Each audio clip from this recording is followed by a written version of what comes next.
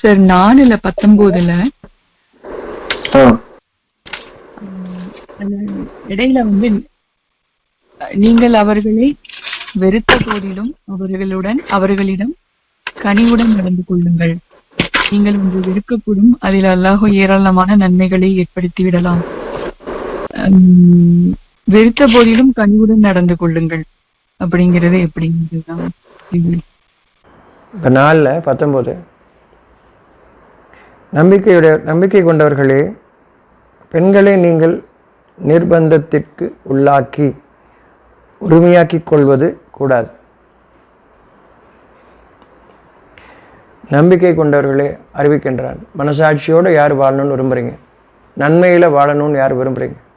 நேர்வழியில் வாழணும்னு யார் விரும்புகிறீங்க? அவர்களுக்கு இறைவன் அறிவிக்கின்றான், விரும்பினீர்களே, வெற்றியடைய வேண்டும் என்று விரும்பினீர்களே, நன்மை வேண்டும் என்று விரும்பினீர்களே, அதற்காக நம்பிக்கை கொண்டீர்களே, நாளை வாழ்க்கையில் இன்று அது இல்லை, நாளை வேண்டும் என்று விரும்புகின்றீர்கள். நம்பிக்கை கொண்டவர்களே, இப்பொழுது அறிவிக்கின்றான், பெண்களை நீங்கள் நிர்பந்தத்திற்கு உள்ளாக்கி அவர்கள் விருப்பம் இல்லாமல் அவர்களை உங்களுக்கு ஆக்கிக் கொள்ளாதீர்கள், உங்கள் உரிமையாக ஆக்கிக் கொள்ளாதீர்கள் என்று கூறுகின்றான். அப்படின்னா என்ன அர்த்தம்? அதை செஞ்சுக்கிட்டு இருக்கோன்னு அர்த்தம். அதுதான் நம்ம பண்ணிட்டோம். பெண்களை நிர்பந்தத்திற்கு உள்ளாக்கி அவர்களை உரிமை கொள்கிறீர்கள்.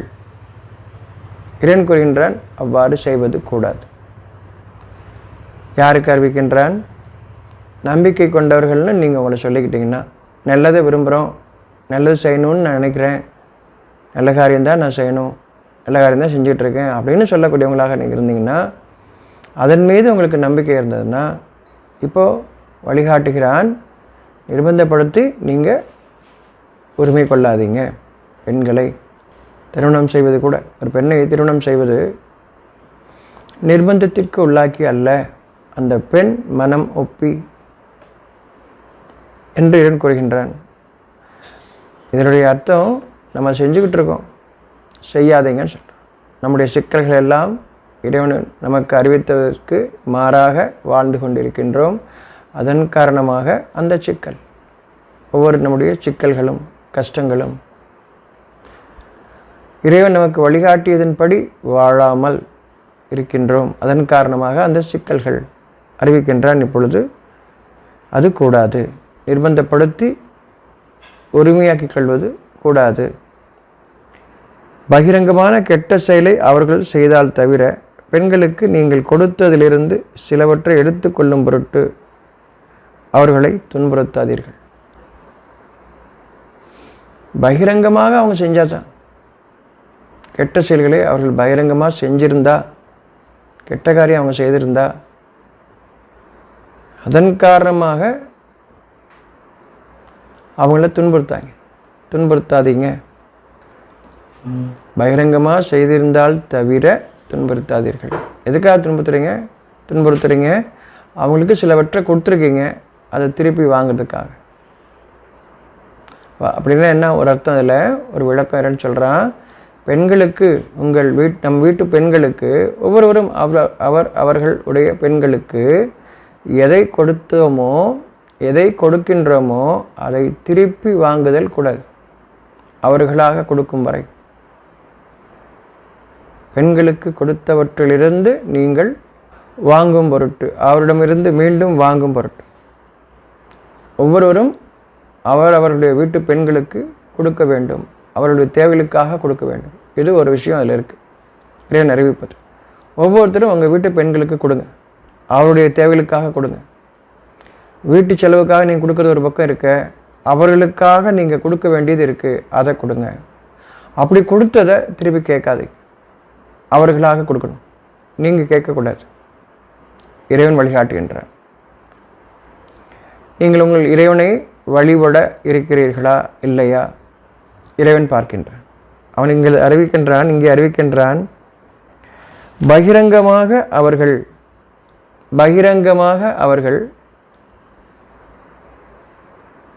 கெட்ட காரியம் செய்தால் தவிர அந்த அப்போ நீங்கள் கேட்கலாம். நான் அப்போ நிர்பந்தக்கூடாது. போடலன்னு சொல்கிறான், துன்புறுத்தாதீர்கள் சொல்கிறான். துன்புறுத்தக்கூடாது. உங்கள் பெண்களை நீங்கள் துன்புறுத்தக்கூடாது. இப்போ நம்பிக்கை கொண்டவர்களுக்குரிய ஒரு சாட்சியம் இறைவன் அறிவிக்கின்றான். நீங்கள் பெண்களை துன்புறுத்தாதீர்கள் அப்படின்னா இன்னொரு விளக்கம் என்னன்னா, பெண்களை அவர்களும் துன்புறுத்தி கொண்டிருக்கிறார்கள் அர்த்தம். நம்பிக்கை கொண்டவர்கள் என்று தங்களை கூறிக்கொள்பவர்களும் தங்கள் பெண்களை துன்புறுத்துகிறார்கள் அர்த்தம். இப்போ வழிகாட்டுறான். அதன் காரணமாக குடும்பத்திலும் தங்களுடைய காரியங்களிலும் அவர்களுக்கு கஷ்டங்களும் சிக்கல்களும் வருகிறது. இறைவன் அறிவிக்கின்றான், துன்புறுத்தாதீர்கள். நம்பிக்கை கொண்டவர்களேன்னு சொல்லி இறைவன் அறிவிக்கின்றான், துன்புறுத்தாதீர்கள். அவர்களை துன்புறுத்தாதீர்கள். துன்புறுத்தக்கூடாது. நம்பிக்கை கொண்டவர்களுக்கு அறிவிக்கப்படுகிறது. யார் ஏற்றுக்கொள்கிறார்களோ நம்பிக்கை கொண்டவர்கள். ஒவ்வொருத்தவங்களும் தன்னுடைய குடும்பத்தில் தங்களுடைய பெண்களை துன்புறுத்தாதீர்கள். இறைவன் அறிவிக்கின்றார். பகிரங்கமான கெட்ட செயல்களை அவர்கள் செய்தால் தவிர அப்படின்னு என்ன அர்த்தம்? செஞ்சுக்கிட்டு இருக்கவங்க செய்யாதீங்கன்னு அவங்களுக்கும் அதில் செய்தி இருக்குது. பெண்களே, நம்பிக்கை கொண்ட பெண்களே, பகிரங்கமான கெட்ட செயல்களை செய்யாதீர்கள். அது இருக்கு. பெண்களுக்கு கொடுத்தவற்றிலிருந்து மீண்டும் பெறுவதற்காக துன்புறுத்தாதீர்கள். இது ஆண்களுக்கு சொல்லப்படுது. நீங்கள் கொடுத்ததை திருப்பி வாங்குறதுக்காக துன்புறுத்தாதீங்க. இறைவனுடைய எச்சரிக்கை. நீங்கள் அவர்களை வெறுத்த போதிலும் அவர்களிடம் கனிவுடன் நடந்து கொள்ளுங்கள். இப்போ 2 இருக்கு. நீங்கள் அவர்களை வெறுத்த போதிலும் அவர்களிடம் கனிவுடன் நடந்து கொள்ளுங்கள். 2 பேருக்குமே எடுத்துக்கலாம். ஆணுக்கும் எடுத்துக்கலாம், பெண்ணுக்கும் எடுத்துக்கொள்ளலாம். உங்களுக்கு ஒரு வெறுப்பு இருக்குது, அதுக்காக அந்த வெறுப்பை காட்டுற மாதிரி பேசாதீங்கன்ற. கனிவோடு பேசுங்க, மென்மையாக பேசுங்க, பொறுமையோடு பேசுங்கன்றான். நம்முடைய குற்றத்தை நாம் உணர்ந்து கொள்ள வேண்டும். இப்பொழுது நாம் கனிவுடன் பேசுவதில்லை. மனசில் செய்யக்கூடிய காரியங்களுக்காக ஒரு வெறுப்பு இருக்குது. ஏதோ ஒரு காரணம் வெறுப்பு இருக்குது. இப்பொழுது இறைவன் எப்படி நம்மளுக்கு வழிகாட்டுறான்னா, உனக்கு ஒரு வெறுப்பு வந்துச்சு இல்லையா, ஏதோ ஒரு காரணம், உங்கள் வாழ்க்கையில் பல காரணங்கள், ஒரு காரணத்துக்காக ஒரு வெறுப்பு வருது. அந்த வெறுப்பை காட்டாத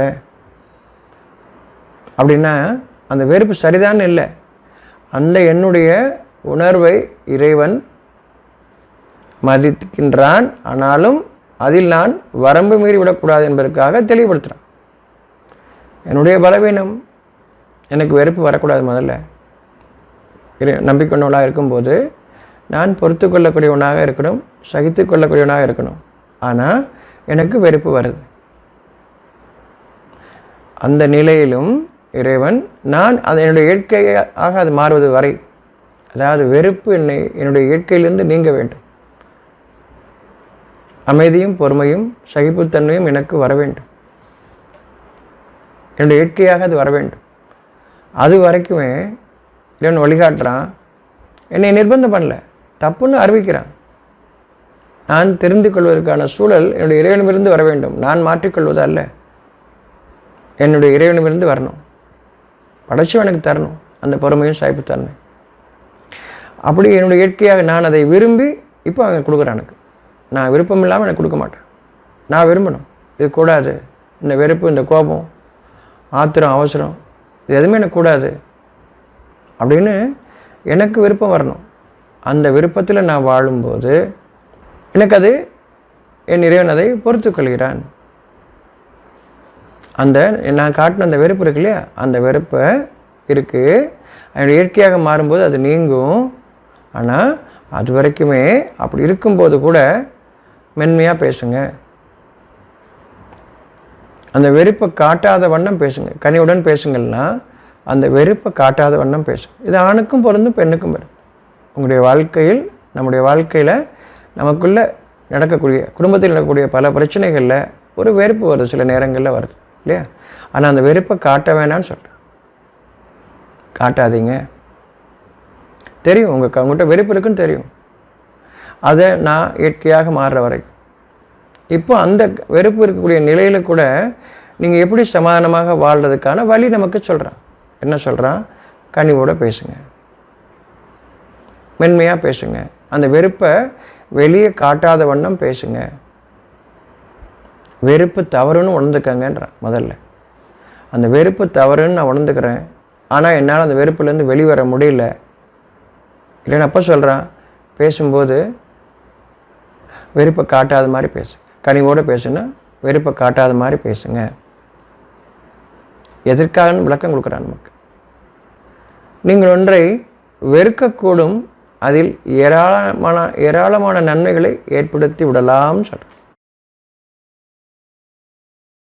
உங்கள்கிட்ட வெறுப்பு இருக்குது, அந்த வெறுப்பை அப்படியே காட்டிட்டிங்கன்னா அந்த நன்மைகள் போய்விடும். வெறுப்பு இருக்குது நான் அறிகிறேன், அதுக்கு உங்களுக்கு காரணம் இருக்குன்னு, எனக்கு ஏன் வெறுப்பு தெரியுமா அப்படின்னு காரணம் இருக்குது, அதுவும் அவன் அறிகிறான். ஆனால் நீங்கள் ஒருவர் மற்றவரோடு நடந்து கொள்ளும்போது அந்த வெறுப்பை காட்டாமல் மனசுக்குள்ளே வஞ்சத்தை வச்சுக்கிட்டு இல்லை, வெறுப்பு கெட்டதுன்னு உணர்ந்த நிலையில் கனிவோட பேசுகிறேன். உள்ளொன்று வைத்து புறமொன்று பேசுதல் அதை சொல்லலை இறைவன். அவர்கள் மனதில் வைத்திருப்பதோ ஏராளம், அவர்கள் வார்த்தைகள் வெளிப்பட்டுவதோ சொற்பம், அப்படி சொல்லலை.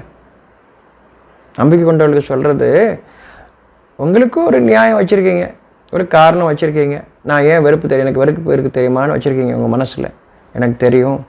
ஆனால் அந்த வெறுப்பை நான் மாற்றுற வரைக்கும், உங்கள் இயற்கையாக நான் உங்களை உயர்த்தி அதை மாற்றுவது வரை என்ன சொல்கிறான், அந்த வெறுப்பை காட்டாமல் பேசுங்க, கனிவோடு பேசுங்க. இது உங்களுக்கு நன்மை. அந்த வெறுப்பு நீங்கள் காட்டுறீங்களே அது மாதிரி கூடாது, ஆனாலும் காட்டுறீங்க. கெட்டதுன்னு நினச்சி நீங்கள் வெறுப்பு காட்டுறீங்க, அதில் நன்மை இருக்குது, நீங்கள் அறிய மாட்டீங்க. அப்படின்னா நடக்க இருக்கக்கூடிய காரியங்களை நல்ல விதமாக மாற்றுவோம் உங்களுடைய இறைவன். எதற்காக சொல்கிறான்? உள்ளட்சம் கொள்ளுங்கள். நீங்கள் நன்மையை விரும்புபவர்களாக, வெற்றியடைய வேண்டும் என்று விரும்புபவர்களாக இருந்தால் இறைவனுடைய வாக்குகளை நீங்கள் பின்பற்றுங்கள் சொல்கிறான். அதற்கு உங்களுடைய இறைவனையே உதவி தேடுங்கள் அப்படின்னு சொல்கிறான். படைத்தவனை தவிர இல்லை, நன்மைக்கு அவனை தவிர இல்லை. அதனால் அவனிடம் உதவி தேடுங்கள். உங்களுடைய ஒரு உணர்ச்சியை அவன் மதிக்கின்றான், அதற்குரிய உங்களுடைய காரணத்தை மதிக்கின்றான், ஆனால் அது கூடாது என்பதும் அறிவிக்கின்றான். கெட்டது அது செய்யாதீங்க, ஆனாலும் உங்களுக்கு அந்த உணர்ச்சி இருக்குது, காரணமும் வச்சுருக்கீங்க, எதனால் நீங்கள் உணர்ச்சி வசப்பட்டீங்க அப்படின்றத உங்களுக்குள்ளே வச்சுருக்கீங்க, எனக்கு தெரியும், ஆனால் அது கெட்டது புரிஞ்சுக்கங்கன்றான். யார் அது கெட்டதுன்னு புரிஞ்சுக்கிட்டீங்களோ, ஆனாலும் எனக்கு அந்த வெறுப்பை மாற்றிக்க முடியல அப்படின்ற எண்ணம் இருக்கோ, இப்போ நீங்கள் பொறுமையோடு பேசுங்க. ஆணாக இருந்தாலும் சரி, பெண்ணாக இருந்தாலும் சரி, இறைவன் அறிவிக்கின்றான். நீங்கள் வெறுத்தது நன்மை கொண்டு வரக்கூடும், அதை படைச்சவனுக்கு முடியும். அதன் காரணமாக கனிவோடு பேசுங்க.